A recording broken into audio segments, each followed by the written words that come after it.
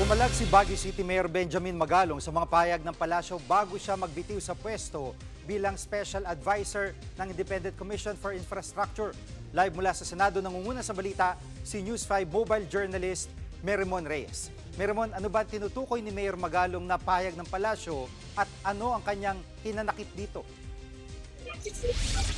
Chigi, kung matatandaan, ilang oras bago magpitiw sa pwesto si Mayor Benjamin Magalong bilang Special Advisor ng Independent Commission for Infrastructure noong September 26, nagkaroon ng press conference si Palace Press Officer Claire Castro at dito sinabi ni Castro na hindi sakop ng tungkulin ni Magalong bilang Special Advisor na mag-imbestiga. Nabanggit din doon ang posibleng conflict of interest umano ni Magalong bilang Mayor ng Baguio at Advisor ng ICI. Naungkat pa sa naturang press con, Gigi, yung tennis court project sa Baguio na ang kontraktor ay ang mga Diskaya.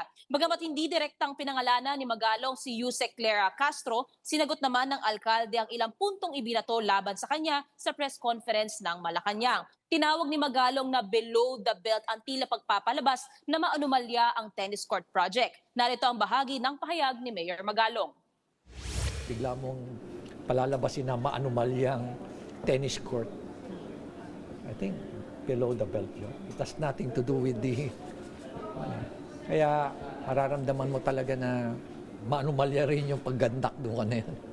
Sa tingin ko, maanumalya rin yung paggandak mo ng press con na yun. And probably she's taking orders from someone else na hindi ko alam. At Merrimon, ano bang paliwanag ni Mayor Magalong tungkol sa proyektong ito ng mga Diskaya sa kanyang lungsod?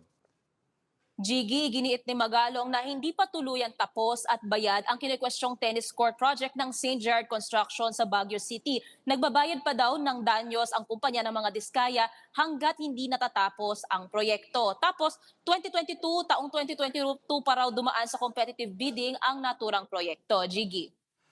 At may nabanggit bang dagdag na paliwanag si Mayor Magalong kaugnay sa kanyang pagbibitiw sa komisyon? Gigi, sabi ni Mayor Magalong, wala naman daw pressure sa loob ng komisyon noong bahagi pa siya nito. Pero nagtataka nga raw siya bakit bigla ang mayroong pagbabago sa ihip ng hangin at biglang hindi na raw siya pinag-iimbestiga. At gayon pa man, naniniwala pa rin naman daw si Magalong na mapagkakatiwalaan pa rin ang ICI. Pero nang tanungin kung may nadiskubre ba siya sa komisyon na posible naging mitsa sa kanyang pagbibitiw, tila naging makahulugan ang kanyang sagot. Pakinggan natin. I have my suspicion, pero I won't share it with you. I'm sorry. Pero sir, you will share it with the appropriate body when the time comes.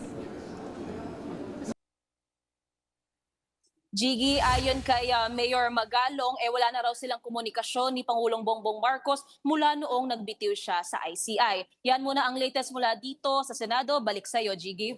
Yan ang ulat ni Merrimon Reyes live mula sa Senado. Mga kapatid, Gigi Manikad po, pagdating sa mahalagang balita sa loob at labas ng bansa, dapat una sa lahat, mag-follow at mag-subscribe na sa social media pages ng News 5.